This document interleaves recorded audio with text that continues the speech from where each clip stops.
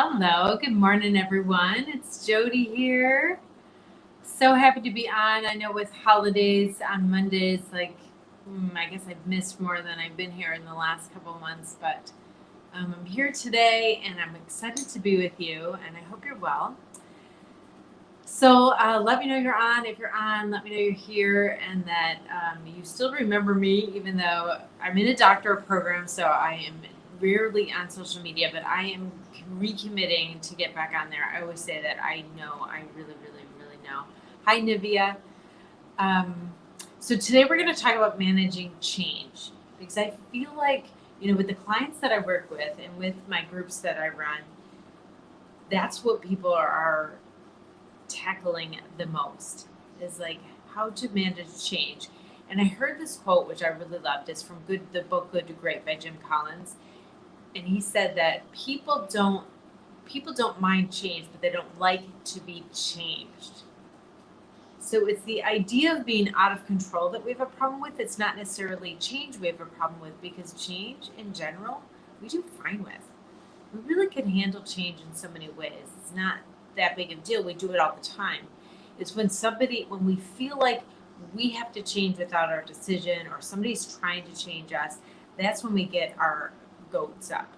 Like when we feel like are powerless. So I'm going to give you one trick, and if you have any questions, come on and ask me, because I'm right here. I'm ready for you. But it gets our anxiety up. Anytime that we feel that we're out of control in some kind of way, our anxiety goes up. And I have to tell you that mostly anxiety is lying. Like, it tries to tell you that there's some future possibility of some problem and get you to think that you have to be obsessed with it right now. It totally takes away from the riches and the goodness in your life right now, thinking that you have to be aware or vigilant of this future possibility of something going wrong. And it's like, but it is possible. Yeah, that's how anxiety gets you. It says it's possible, but the possibility of it doesn't warrant the time and the attention and the suffering that it brings you. So this is one thing that you want to know to get better at change. This is one thing you want to know. You have to trust yourself. Trust is the opposite of any stress, anxiety. So let me define stress. It's when there's something that you feel really responsible for that you have very little control over. That's when we feel stress. That's when stress is triggered in the human body. When there's something that we feel like we want to be responsible for, we want to control, and it feels out of control. That's also the way we get anxiety, right? When people have control issues, they're really saying that they have anxiety issues. Anxiety is called all different kind of things. You believe me. Believe me, you. Believe you, me. I don't know why people say that. Good morning. So thumbs up, hearts. Please let me know that this is landing somewhere. So the way to manage change without freaking out, without digging your heels in, because I have to tell you that when you start to resist, everything in your life gets harder. When you go through the flow of life, magic can happen. And when you resist, that's where your body constricts. That's where the anxiety goes up, because your brain's like, you're constricted, something's wrong. And when so you could constrict, like physically, actually, when you're resisting, but you could also emotionally and mentally try to resist doing something. When you resist, it makes it harder, makes the anxiety go up, makes the stress go up, makes you not trust yourself. It really causes all kind of problems. So the opposite of that is trusting yourself. So when you give yourself some trust, and you could build it, I have a lot of videos out there how to build trust with yourself. I talk about it all the time in my groups and programs. You will get more of it if you go into my free self-care course. You could just click jodiaman.com/self-care and get into that free course. It's just a free mini course there, and there's other free mini courses in the school. Of course, you could go deeper with me as well. Good morning, Cindy. But if you build trust in yourself, then your stress level goes down. You build trust in the world more. Like, when we don't trust the world, and There's nothing really that makes it trustworthy. The world's unfair. There's a lot of people with their own agendas. There's a lot of stuff happening, right? So we really feel like we can't trust the world. Yeah, but we just have to trust ourselves. We don't have to trust the world. We could get really obsessed with not being able to trust the world, or it could get really settled and build confidence in the fact that we could trust ourselves to take it as it comes, to problem solve, to figure out, to adjust. I mean, if nothing else, humans are problem solvers. They adjust. Our brain has evolved for 2 million years to adjust. To adjust. So allow your mind to do what it needs to do, and it will serve you really, really well.